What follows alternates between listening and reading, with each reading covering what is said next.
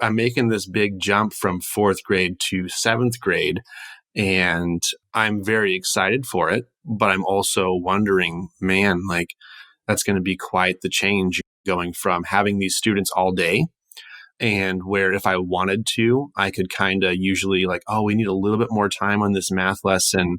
I'm going to cut into our writing time a little bit today or whatever. And now I will be unable to do that. And so I'm going to be held rigidly to our time block and then doing that online too. So I'm just trying to wonder, what tips do you have or what thoughts do you have? Today we speak with Shawn Seeley from the Tahoma School District. Shawn is seeking advice on transitioning from his 4th grade class into teaching middle school math at a new school, all while teaching 100% remotely. Whew. That's a lot of changes to start his school year. Yeah, you're absolutely right. My friends, this is another Math Mentoring Moment episode where we talk with a member of the Math Moment Maker community. And in this particular case, a super active Make Math Moments Academy member who's working through struggles. And together, we're going to brainstorm possible next steps and strategies to help overcome them. Let's do this. Well, it was like you roll this dice and then you like make an equation.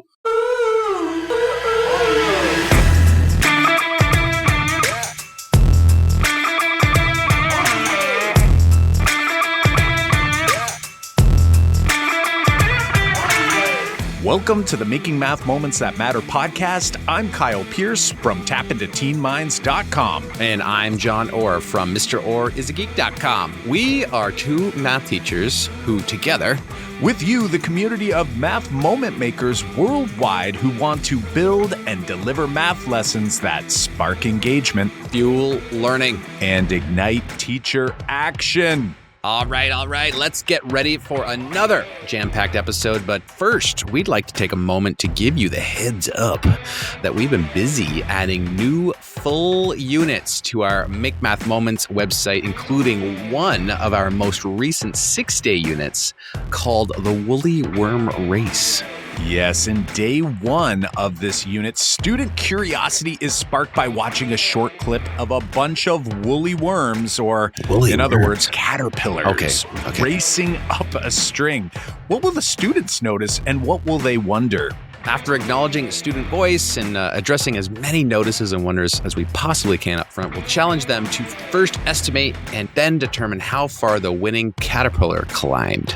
You know, the part I love about this unit the most is that throughout each of the 6 days, students are prompted to represent the distances traveled by each caterpillar using a concrete or visual model to compare, order, and even add fractional amounts. And throughout the unit, we even get students converting between fractions, decimals, and percentages to help build fluency and flexibility with these fractional representations that tend to be proceduralized a bit too quickly in a learner's journey. Best of all, you can access all 6 days of this unit and run them in your classroom straight from the web. Yes, right out of your web browser by visiting makemathmoments.com/woolly. That's WOOLY. Yes, that's right. The content is openly accessible for you to run from your classroom, and even the full day 1 teacher guide and planning supports are available for you to gobble up. Get on over to makemathmoments.com/woolly to get started with this fantastic 6-day unit to put an end to the frantic fraction frenzy that so many of us face when trying to overcome this huge conceptual struggle for so many of our students. See you over at makemathmoments.com/woolly to run this task in your classroom today. All right, let's get into this fantastic conversation with our friend from the Make Math Moments Academy. It's Shawn. Hey there, Shawn. Thanks for joining us here on the Making Math Moments That Matter podcast. We are super excited to chat with you. And actually, we were super excited to not only chat with you, but also to chat with Zoe. How are you doing today?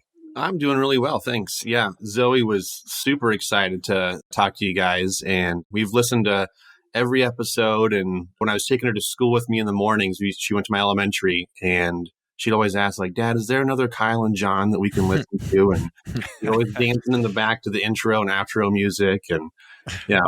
Amazing. Awesome. Amazing. That's awesome to know that even though we're talking about all kinds of math geeky stuff, that even the young kids can appreciate some of the fun conversation.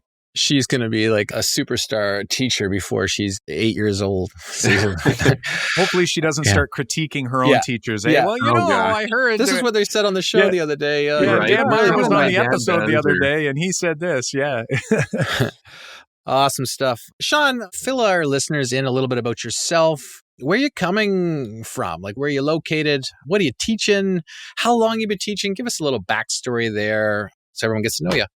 Sure. Yeah. So I live in Black Diamond, Washington, which is like smack dab between Seattle and Tacoma. The sounds like the cheese company. Yeah. Cheese company, or is it like right at the bottom of like the scariest ski slope ever? Well, it's actually, I think it's a reference to it's an old coal mining town. So they have Black Diamond. But yeah, it's a really neat area. And I teach in the Tahoma School District. And up until recently, I taught fourth grade. I taught that for 3 years. And before that, I taught fifth grade for a year in another district. And now I'm taking a jump and a bit of a leap here to seventh grade at our local middle school. Oh, fantastic. Fantastic. Now, for us, we sort of wish we got to do things. We actually mentioned this on a recent recording we were doing where both John and I were saying we kind of felt like we were working backwards. Teaching in the high school and then now trying to kind of unpack some of the learning from prior years. It's like you've got a little bit of a different experience. I'm sure you still felt that way teaching fourth grade and maybe being curious about, hey, what would first grade and second grade look like? But you've got this sort of gradual progression up to the seventh grade, which is really exciting. And I know that you want to dive into some of those ideas. But before we do, we ask every single person who comes onto this show, and you would know this, you and Zoe would know this. So I know you've probably already thought this one through. What would be a math moment that you remember from your own learning experience? Yeah. So, oh man, I could fill a whole podcast full of this. But if I had to pick a singular moment that was like formative for me as a young student, it would be my sixth grade year. I had a teacher who unfortunately was not the most kind and understanding person. And she had a bit of a reputation for being pretty harsh. And I had started out in sixth grade. We had tiered our math already. And so I had tested into the higher level math just based on some tests. And as we started in that higher level math, I started getting a grade that I wasn't feeling good about. And I talked to my teacher. I said, can I go to the regular math? I think I'll get a better grade if I go to the regular math.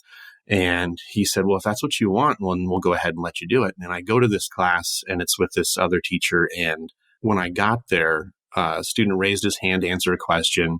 And she goes, well, that's absolutely wrong. I don't know how you got that answer. What were you thinking? Are you even paying attention? That's all it took for me to go, I am never raising my hand. I am going to be quiet and just hope I pick up on something back here. And that whole experience in that sixth grade year solidified for me that I was not a math person. I didn't feel like I really understood what we were doing. I was good at memorizing. And so I had my math facts down and all of that. But from then on, it was kind of like, all right, I don't want to do math. And I just want to kind of sneak under the radar and get the grade that my parents are going to be happy with and check out. Yeah. That's a very insightful moment. And it not may say for you to say, learn about you're not a math person, and probably you change that tune later on. But I also wonder often these days when we ask guests about their math moment, because we were talking to teachers, like that math moment has stuck with you for many different reasons, other than say that one, I think too, because usually, I think they tie into your teaching style one way or the other. So I'm very curious, Shawn, I guess in your opinion, how do you think that moment has affected or influenced your career or your teaching style in your own classroom? Honestly, it is like the thing that has made me who I am today as a teacher. I had some amazing elementary school teachers, and I'm actually, all except for that sixth grade teacher, it's still in contact with, actually. And I gleaned a lot from particularly my fourth grade teacher, who I ended up working for later as my principal when I taught fourth grade. And he was kind and caring and understanding and taught through stories and made connections and made it a really safe place to learn. And then that sixth grade experience. And so now what I do is I tell that story to my students pretty early on in the year. I let them know that that is not the kind of classroom that I'm going to have, because I want my students to know that we make mistakes. We have a little bit of a cliche, but it's on the wall, and it says, in this classroom, mistakes are expected, inspected, and respected.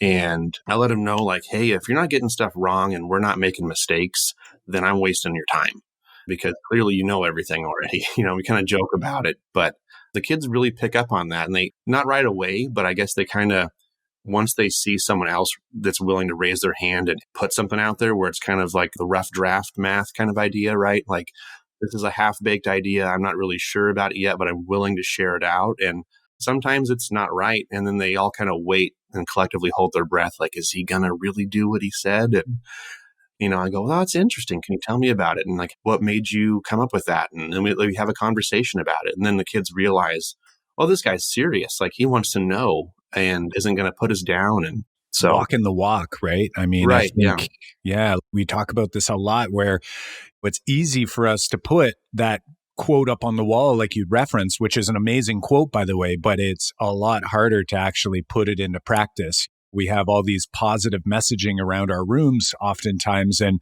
sometimes, as much as we want to be that teacher, sometimes it can be hard. And it sounds like you've definitely taken the steps in order to ensure that you are doing those things. So we often reference sometimes some of those maybe what we would deem as negative moments, like you've referenced early on, we can at least glean something from them, right? And it sounds like it has influenced who you are as a teacher, whereas maybe had that not happened, maybe it might not have been so important to you to be able to bring that out in your classroom. So we try to find that silver lining. So before we dive in here and dive deeper into common problems of practice and start riffing away, I'm wondering, we want to give you an opportunity here, Shawn, to maybe share a recent big win for you. It might be from the classroom, could be during this remote learning experience, or maybe it's something else that happened over this past year that sticks out in your mind as kind of a big win for you,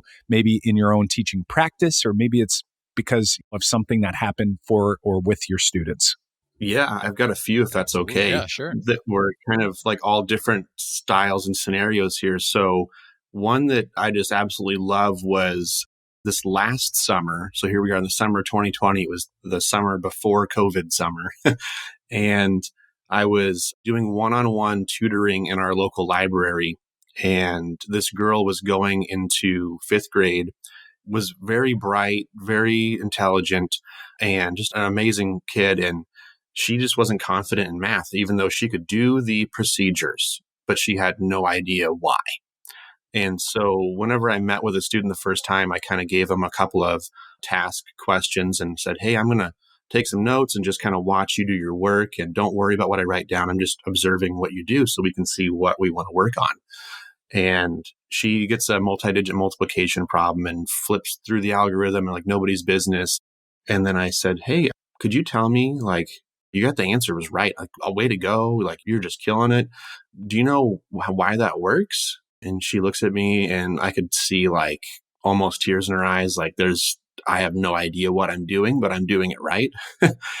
And I said, do you want to know why? And she's like, yeah, we can actually figure out why this works. And I said, well, why do you think it works? And she goes, well, can I tell you what my teacher told me? And I was like, please. And I don't know if you're familiar with the turtle multiplication method. It's not ringing a bell for me. Oh, really? Maybe Shawn, Okay. you can elaborate for me. Yeah. So you stack your numbers like you would the standard algorithm style, and then you multiply your ones by your ones and your ones by your tens, etc. But when you're doing it, apparently you draw like a turtle head around the ones and the tens and ones for the bottom and top numbers. And then when you get done with a number, like you make an I and then you like cross off the number because you already did it. And then when you get to the tens place, when you put that zero down there, because you're multiplying by tens. You put a turtle egg, the turtle lays an egg. And she knew it. Like, she was clearly a kid who paid attention in class, and she was explaining it perfectly. Like, and then the turtle lays an egg, and then you do this. She got done, and I went, oh, wow, like, that's really cool. Can I ask you another question? And she goes, sure. And I go, what in the world do turtles have to do with multiplication?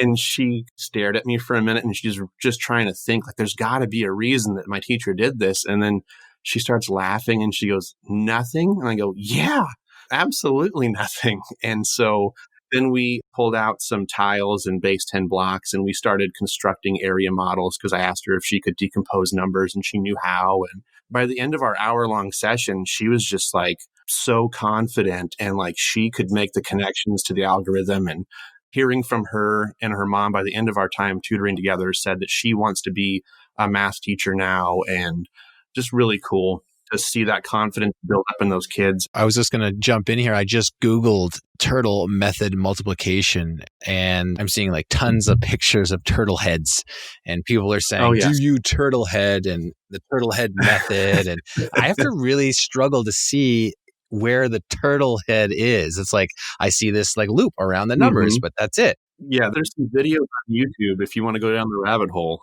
Oh, yeah. Yeah. I have a blog that I haven't touched in a while, and I feel bad about it. But I wrote about that whole experience I had with that student, and just has really stuck with me and reinforced the idea that, man, like, I know you guys talk about it a lot. We really need to work on that conceptual understanding before we get to procedural fluency. Because if kids are anything like me, once you, as a kid, when you learned how to do it and get the right answer, then sometimes all we get focused on is that answer getting and not sense making. I was going to say the other one that really stood out to me was during this remote teaching, emergency remote teaching, I should say, during the spring, we were doing a lot of asynchronous instruction, but then I offered one-on-one or small group Zoom mentoring help. And we were multiplying a fraction by a whole number, and the parent wasn't able to help their kid, and they knew how to do it, but they didn't understand what they were doing. And their son was saying, well, Mr. Seeley always talks about why, and I want to know why now. I don't care about the answer. I want to know why. And I was really proud of him for kind of pushing that. And that's something that could be really, I mean, it's hard on parents, especially since many, anyway, not everyone, but many kind of had experiences similar. You know, you had said, Shawn, you were a memorizer. I know that's the way I was. And that is hard for parents to kind of understand the importance there. And it's great that your students are obviously understanding that importance. Maybe they might struggle to articulate it, but it's like they have that need, that want for it. Right. The mom emailed me and said, I'm pulling my hair out here, which I'm sure a lot of parents were doing over that time. And so we had a one-on-one Zoom session with mom, and her student was there. And I pulled up OneNote, and I was sharing my screen, and we're writing it out. It was some problem about packages of hot dogs, and he ate 3/8 of however many packages of hot dog. I mean, it was a ridiculous question, but really making sense of the why we do what we do. And then the mom was like, oh, I think I get it now.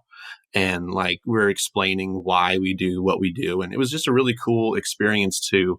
And I give that mom a ton of credit, because it is so easy, right, to just go, well, that's the way I do it. And so there's the answer.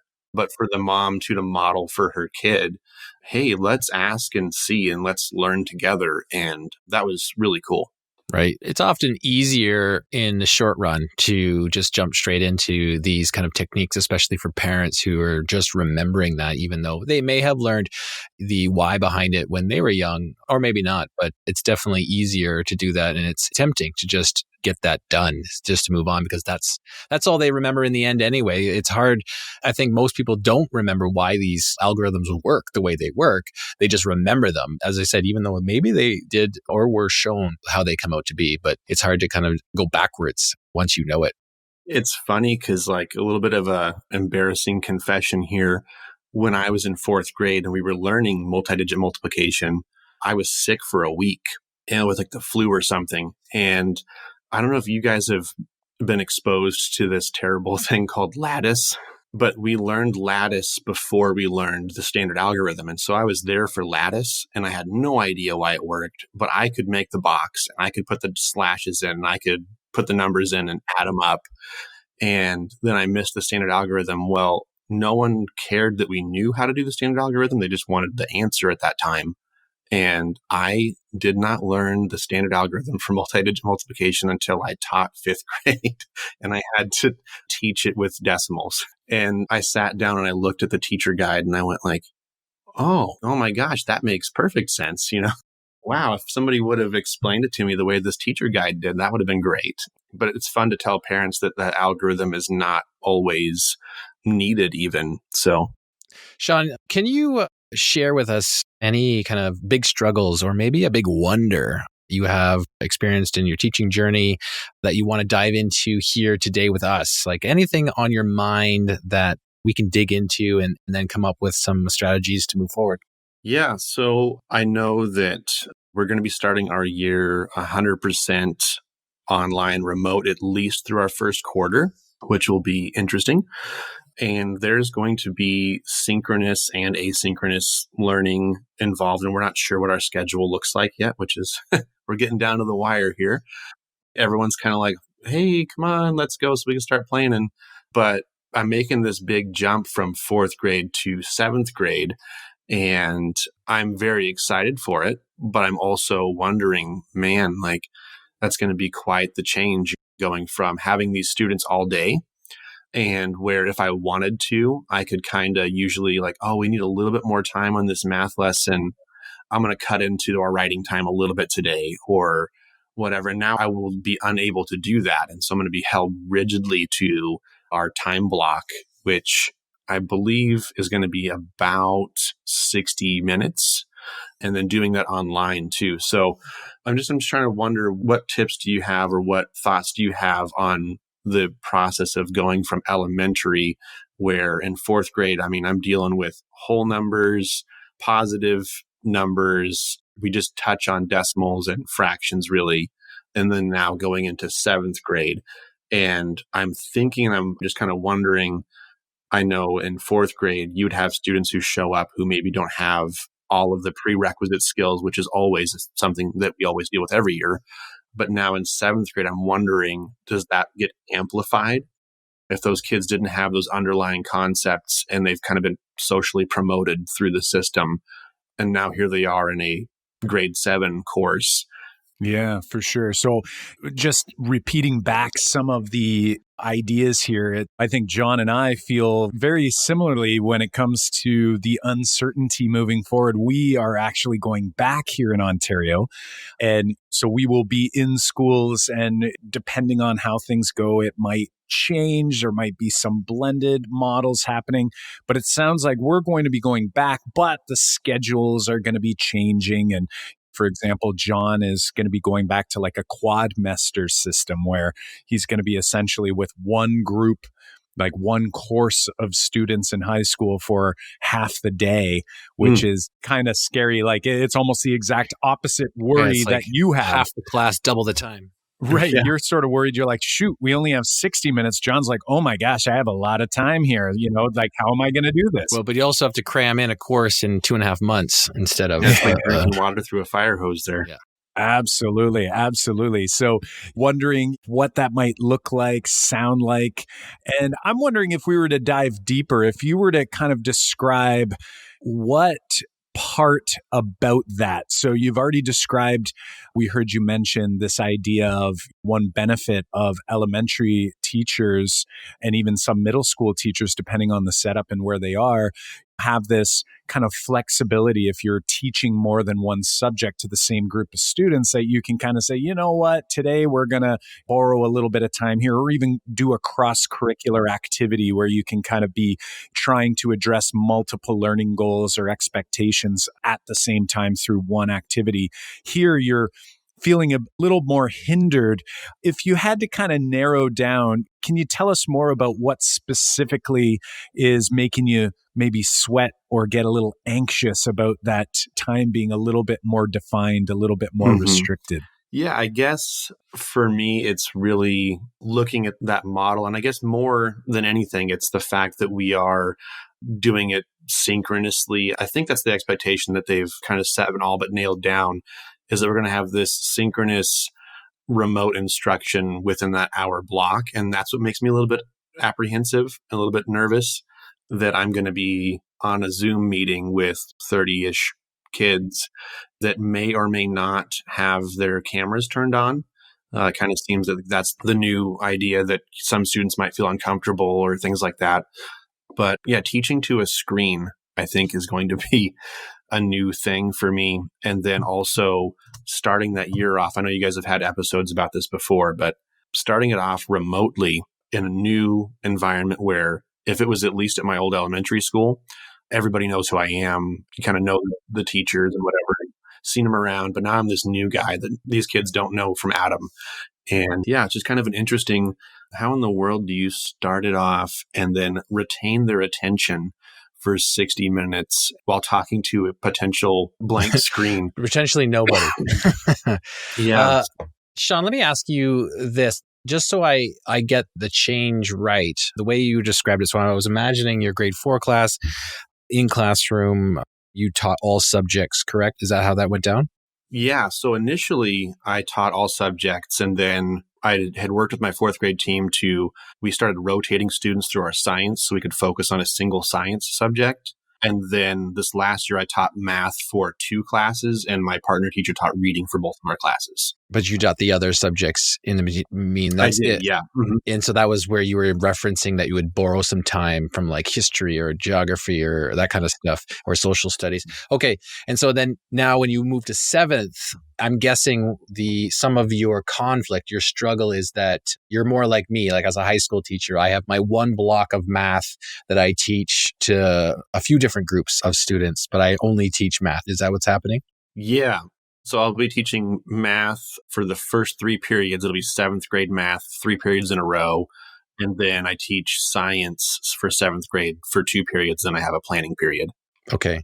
So that's what I thought. I just want to make sure that I saw that transition being from teaching all subjects and then to having your one block of math for different groups. So your struggle is that, what does that shift look like, being like, I'm so constricted to my hour of math, and then I have to repeat that a couple times during the day. And you're struggling with what everyone is struggling with right now, Right, which is, how do I do this remotely? How do I keep this engagement going? How do I teach these kids about all the things I value in math class, in schooling and learning, while they don't even know me and I'm not even there to see them, and I might not even see what they look like for the first 2.5 to 3 months of the school year. Oh, yeah. I was having a conversation yesterday with another teacher, and I said, like, in the classroom, I can read the facial expressions and all of that when I'm doing my monitoring and assessing, with the 5 practices, and I'm walking around and checking in with students. I was like, gosh, we're going to have breakout rooms in Zoom, and I'm going to go into one breakout room and not know what's going on in these other ones. And yeah. That brings me to a question, Shawn, thinking about, say, remote learning and what those lessons might look like for a grade 7 class is, what did you do with your grade 4s since March? What's been happening? Like, what did it look like for you, remote learning style? But already knowing the kids is one thing, but I'm just going to lay the land here for us so we can get a picture of what you're used to doing. Yeah. So it was vastly different than what the requirements are going to be this time. But we were actually restricted to teaching 2 math lessons a week. And then we were only supposed to teach like 2 ELA lessons a week. And it was supposed to be asynchronous. And beyond that, there wasn't a whole lot of guidance. And so I went down I'm not proud of this. I went down the Khan Academy route. It was just something I could easily like grab onto. And then I supplemented that with my own videos that I would make.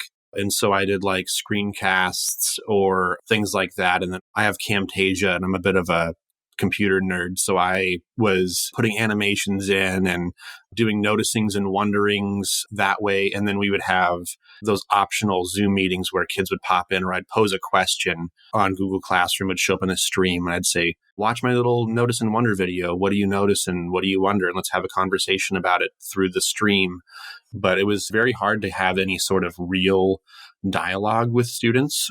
And now it looks like potentially it'll all be live with some independent practice asynchronously. Right, right. And that, to me, that sounds like definitely a positive, because when you're limited to asynchronous experiences, that could be difficult. And I also heard you doing what I know John had tried doing as well here in Ontario. We kind of gradually went into this COVID experience, and it began with pretty much a lot of districts saying everyone goes asynchronous because it's chaotic. Parents are working at home. Is there enough devices out there? So, a lot of people were sort of stuck doing that. But then the negative was, if you did do these Q&A sort of calls, a lot of teachers found that they weren't very well attended, that you'd probably get that same group of students that might stay in during a recess or after school to get a little additional help. And it's oftentimes kind of missing that group of students that you wish was there. It's like the group that just wants to kind of keep striving, and that's great and all, but that's not who you're really hoping shows up. And now with this opportunity to go synchronously, I feel like that will open some doors for you to kind of go for that math lesson that you're really after. Because when I'm hearing you had mentioned Khan Academy, I know I had even recommended this to some teachers who were really struggling to get going during this COVID experience. I said, listen, now is not the time to be beating yourself up over being the best version of yourself as a math teacher, because this is brand new. We're all brand new at this. But I think what you have here moving forward is this opportunity where maybe Khan Academy might be some after the conceptual learning experience has happened, right? They tend to be a little more procedural. And if we go back to earlier in the conversation about the turtle method, it wouldn't surprise me if there's a Khan Academy video that has the turtle method in it, right? So my wonder is maybe us zooming out and kind of looking at some of the things that you're hoping you can ensure you have as you're moving forward in this new world that you're going to be entering into, and maybe some of the things that you don't want to necessarily overemphasize. Again, we don't want to say algorithms or procedures are bad, but like you had mentioned earlier, like a standard algorithm, for example, isn't something that every person in the world must have to be successful mathematically. So I guess the big question is, what do you value? And we already sort of know this. I think everyone listening can already tell what you value.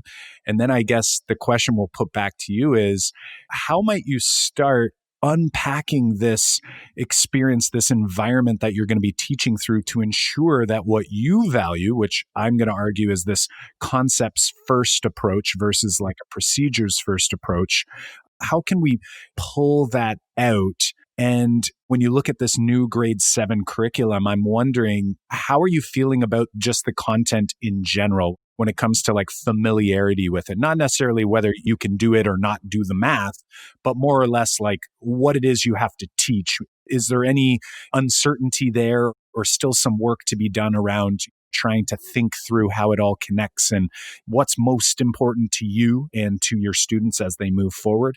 I'm wondering if you can maybe speak a little bit to that, because that might be something that might be hindering you from feeling confident as you move forward here into this new grade. Yeah, so we're using CPM, and so I'll be teaching the course 2 for CPM, and I have the curriculum here, and I've kind of perused through it, and as soon as I opened it up, it was like all of this group work. It's designed to be done in the classroom, and I'm like, oh gosh, like I'm like, having a heart attack over here. Like, what am I going to do? And so I went on CPM's website, and after I got my login, and they have some resources there for their recommendations for remote learning.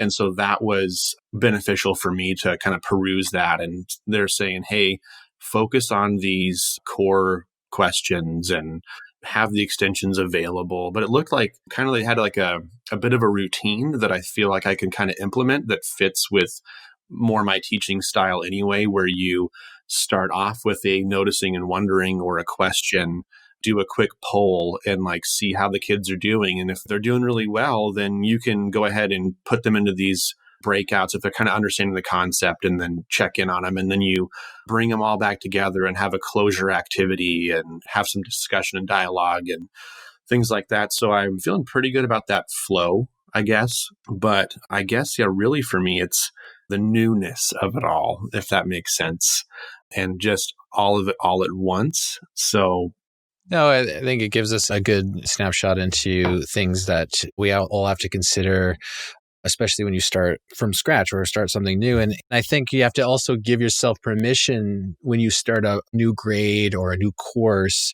that there's going to be a different balance. Like if you taught grade 4 for a number of years, then when you first taught that grade, there was probably this balance between your comfort level with the landscape of the content, like what Kyle was referencing, is that you don't know how it looks in the end. You don't know how topic A comes out to be related to topic F in the progression of what that course looks like. And you learn that over time of teaching it. You know when you can start to go, okay, I know that I would later be teaching in unit blank this topic, but it's coming out right now. So now we can kind of talk about it because I know it's going to come up, and I can design maybe a small activity to strengthen that here, or a warm up. Like I can do this notice and wonder warm up or this estimation 180 warm up now because I know I'll do it later. Like you learn these nuances that connect. And when you teach a course or a grade for the first time, you don't see all that up front. You're trying to figure out how to do all that, right? You're like, I want to do what I was doing in grade 4, but I got to do it here. But that's going to take way more time because I just don't know that landscape yet. So there's a balance that has to happen because you're not only trying to do that, but you're also trying to piece together what the lessons look like. Now we're going to throw in that you're going to do all of that online. And hey, it's different than the way you did it online before. So in your case, Shawn, you've got a lot of new things coming at you. I think you have to give yourself that permission that you're going to have to balance it so it's manageable for you. And that might mean picking a couple things to work on here and slowly developing some of these things over time. So one thing you might want to think about is like Kyle brought up this, like, what do you value question? It's like, what do you want the kids to know right away about learning? Like, what are the things you're going to value, and how do you show that to them immediately or right away in the first week or first couple weeks so that lays the land for them? Like if you're valuing discovery and growth for assessment, like how do they get to see that? How will they kind of learn that from you? So there's a lot of balance for sure that's going to happen for you. And I think it's like, we want everything to work out right away. And I think it's like, what are the questions? What are the things that you want the kids to see? How do you want your lesson to flow? And then slowly kind of work in some of these other things. So I guess the question for you is like, what would you start with? Like, what's your first week going to look like? How would you plan that out? What tools might you use? Like that might be how you get started and then slowly build from there. Yeah, absolutely. I guess, yeah, more than anything, I want to model for students that productive struggle, right? And the importance of it with their learning and being curious. And more than anything, like I tell my students every year, I don't promise much, but I do promise that if you are engaged in your learning and if you are asking questions when you're not sure, and if you're just trying it, if you're willing to just try and stick with it, I promise you're going to learn it. And then some of the kids halfway through the year, they're like, hey, you're onto something here. But I guess that's kind of what I want to model. And I know you guys have talked about like playing 1-2 NIM or something like that at the beginning of the year, and just some sort of engaging activity where you can express some of those classroom norms and expectations naturally through the activities. And that's kind of where my mind is at right now. And if I were doing 4th grade, I would have used James Tanton's Exploding Dots because they start off with a lot of review on place value. And as I'd gone through 4th grade multiple times going like, why is multi-digit multiplication so hard? It's like, oh, the place value understanding's not there. But yeah, just absolutely thinking about that, creating that culture and that environment and that kind of excitement for math. I listened to the Dan Meyer episode, which aired yesterday in real time, and he talked about secondary teachers that love math, but not necessarily have that love and passion for students. But more at the elementary level, sometimes it's flipped. And I feel like I'm in this cool groove now where it's like, man, I love working with kids and I love those relationship building and all that stuff. And so I've got that along with this passion for learning and math and science. And it's funny, all of my former elementary kids are, Mr. Seeley's the math nerd. And man, this guy gets excited about math. And then it kind of catches on with them through those relationships. And so I'm really hoping that that comes across virtually and with this new group of students, because I just want them to know that, like, you are a math person. Every person is. And hopefully by the time they're in 7th grade, they haven't had that experience where they're like, it's not for me.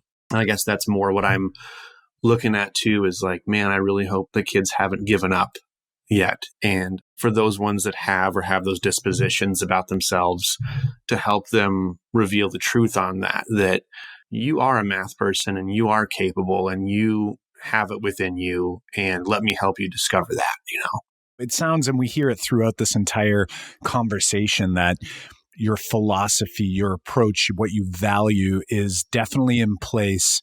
And here in Ontario, those who are listening from Ontario would know that our elementary curriculum just had a revise.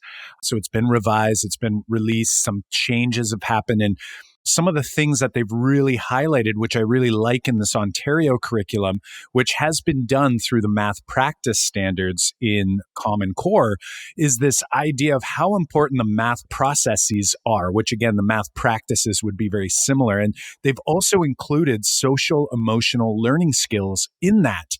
And there's a graphic, and I'll try to grab it to throw in the show notes, but it sort of shows that we have to kind of think, and I got the sense from what you were sharing in your struggle is a little bit of a concern about how am I going to get through this content, right? And I'm using little bunny ears, air quotes, because that is something that we talk about a lot.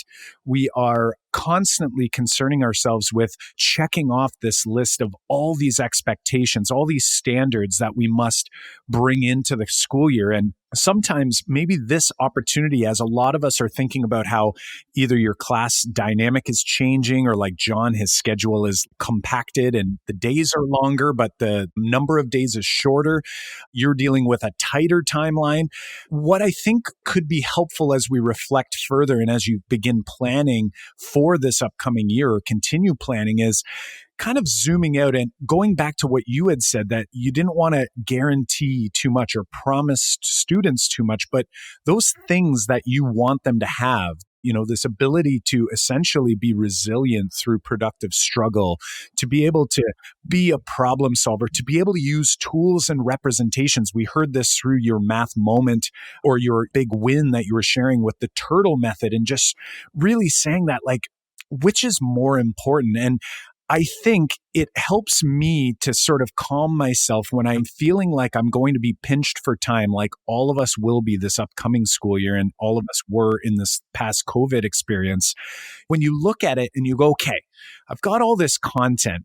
And we've talked about this on a few episodes where I've got my arms in the air here and I'm trying to like use my arms to describe like, okay, what's the overarching, like the stuff I really want students to become fluent with. And I don't want to tell you what that is because I have some thoughts on what that could be. I know proportional relationships becomes a really important That was thing. the thing I was thinking of while you were talking. Yeah. Yeah. So like working through that proportional reasoning, all those skills, and building flexibility and fluency with number, like those are things that we want students to continue working with. So I'm like, I've got that like very high up on my personal list in terms of content.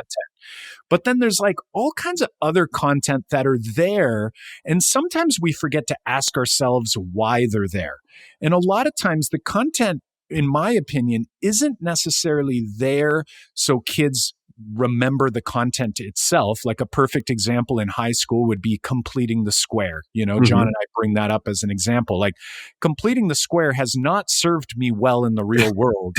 I don't think ever. But it was there, in my opinion, and I don't think I necessarily taught it this way for a number of years, or was it taught this way to me, but I think it's there as this opportunity for you to essentially use this content as almost like a bank of ideas of how you might create that productive struggle. So like as a tool to help you get to these big ideas that you're already trying to do anyway. So it's like not competing. It's to support this work that you're doing. It's just what we emphasize is the important part. So rather than me thinking like, I want to help students understand concepts, be able to deal with productive struggle, to be able to problem solve, like all of those things.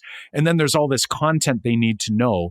And I'm going to argue that it's less of content they need to know, but these are good reasons or good ideas over here in the content area for me to kind of squeeze in. And some of those content pieces, especially this year, might not be top priority, or maybe they're not going to serve as well to help me reach these other goals over here. So just to be clear for anyone listening, like I'm not trying to give people a free card to only worry about half your curriculum or half of your standards, but looking at the standards through a different light. And maybe that might help you realize that, it's not about a memorization of a certain skill. We all know that a lot of students won't retain that anyway.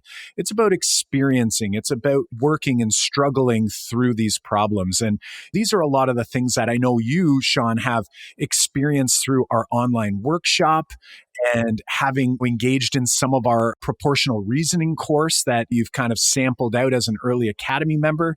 These are things that I think as you're framing it out, trying to ease the burden on your shoulders in terms of like the sheer amount of stuff I've got to quote unquote cover. We always say uncover, like Alex Overwick always told us.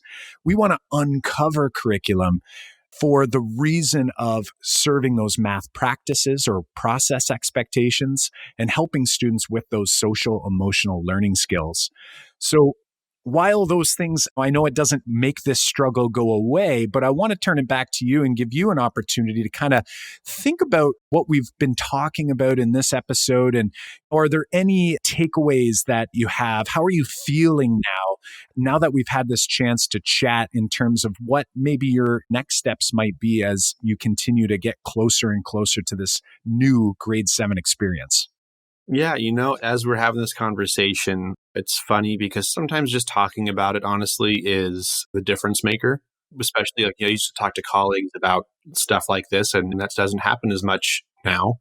And my wife, bless her, she is also a teacher. She's going to be teaching second grade this next year. She goes, Shawn, I don't want to hear about math anymore. Let's talk about something else. But as we're having this conversation, forgive me, I'm forgetting the name. Is it Kathy Fosno that had the landscapes? Is that right? Yep, that's right. So I'm imagining these landscapes as we're talking about the connections you're talking about when I teach fourth grade. I'm so familiar with what comes before and what comes after and how that's connected in the progression of understanding that this will lead to this and this is connected to that. And it's like a big web and it's the landscape. And coming to seventh grade, even thinking, as I've looked through some of the example work and problems in my curriculum, I'm looking at that almost through the eyes of a fourth grader because I'm so familiar with that and going like, oh my gosh, like that's where this comes in. Oh my goodness, that's why it's so important to have that fractional understanding as we get into probability and things like that. And then also looking at focusing on those. I just pulled up here in another tab. It's from Achieve the Core. They have these major where to focus. It's a focus document for each grade. And I was like, oh yeah, I forgot that even existed. And so it highlights these major supporting and additional clusters for each grade. And so kind of where to focus and to spend that time and to really use these standards in the curriculum to teach those mathematical practices. When I want students to make sense and use structure or to have that dialogue and critique the reasoning of others and things like that, using these standards in the curriculum to get those math practices into the kids, because ultimately that is that important piece in my mind, that they can do those practices, that they can see themselves as mathematicians and build their confidence and have that conceptual understanding as I teach these standards through my curriculum. Right. Yeah. Yeah. So these are all good next steps for you. And I think we could recommend maybe one more next step. As Kyle said, you are an Academy member and actually one of our kind of founding Academy members and also a workshop participant. You've got access, and I'm sure that you've been diving into all the courses. We've got a course on distance learning that's been helpful for many teachers. But moving into the grade 7 landscape, you might want to check out the Concept Holding Your Students Back, which you also have access to already, and kind of dive through that course as a means to kind of give you the background on proportional reasoning, as it's going to be a big building block for sure in the grade 7 landscape there for sure. So you have access in your account already, and other people actually listening to that can access that course by heading to makemathmoments.com/proportions. But Shawn, we want to thank you so much for joining us here in this episode and this conversation. We always learn a lot from our guests, and hopefully, and it sounds like you have and have some next steps. So we just want to thank you one more time for joining us and wish you all the luck come this school year, putting in those actions. Yeah, thank you very much. Thank you for taking the time and chatting with me. I really appreciate it. And I've actually checked out that proportional reasoning course. I started it and I need to get in there and get after it again. So, yeah. I definitely, based on what you're sharing, and I know how important, especially the middle grades, when proportional relationships start to explode through ratio reasoning and then revealing rates and then getting into that proportional relationships land. Lots of great nuggets in there. So definitely check it out. We look forward to following your journey along in the discussion forum area on that one. So we want to wish you nothing but the best as we move forward into this new school year there, Shawn. Hopefully you and Zoe are enjoying as you listen to this episode in your car when it does come out. Hopefully it brings a smile to both your faces. And we want to thank you for being such an awesome math moment maker out there. So thanks for hanging out with us, and we hope to chat with you again soon. All right. Thanks, guys. As always, both John and I learned so much from these Math Mentoring Moment episodes, but in order to ensure we hang on to this new learning so it doesn't wash away like footprints in the sand, we must reflect on what we've learned. An excellent way to ensure this learning sticks is to reflect and create a plan for yourself to take some action on something that you've learned here today. A great way to hold yourself accountable is to write it down, or even better, share it with someone, your partner, a colleague at school, or with a Math Moment Maker community by commenting on the show notes page or tagging at Make Math Moments on social media, or head to our free private Facebook group, Math Moment Makers K through 12. Are you interested in joining us for an upcoming Math Mentoring Moment episode where we can share a big math class struggle and work through it together? Apply over at makemathmoments.com/mentor. That's makemathmoments.com/mentor. Have you checked out the Woolly Worm Race 6-day unit of study yet? If you're seeking ways to make math moments while exploring fractions, decimals, and percentages, then you got to get over there. There are many big ideas that emerge throughout this unit, but we thought we'd share just a couple of them, like fractions can be represented in a variety of ways. How you partition the whole determines the fractional unit. As you partition a whole into more parts, the smaller the size of each part, and many, many more. Some of these things, some of these big ideas, maybe we realized, but we didn't actually help to emerge in our lessons. Best of all, you can access all 6 days of this unit and run them in your classroom straight from the web browser by visiting makemathmoments.com/woolly. Yes, that's right. The content is openly accessible for you to run from your classroom, in your classroom, and even the full day one teacher guide and planning supports are available for you to gobble up. Get over to makemathmoments.com/woolly to get started with this fantastic 6-day unit to put an end to the frantic fraction frenzy that so many of us face when trying to overcome this huge conceptual struggle for so many students. See you over at makemathmoments.com/woolly and get running with this task in your classroom today.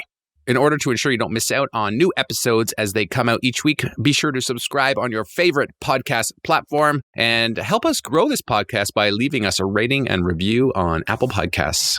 Show notes and links to resources, including full transcripts from this episode, can be found over at makemathmoments.com/episode 109. Again, that's makemathmoments.com/episode 109.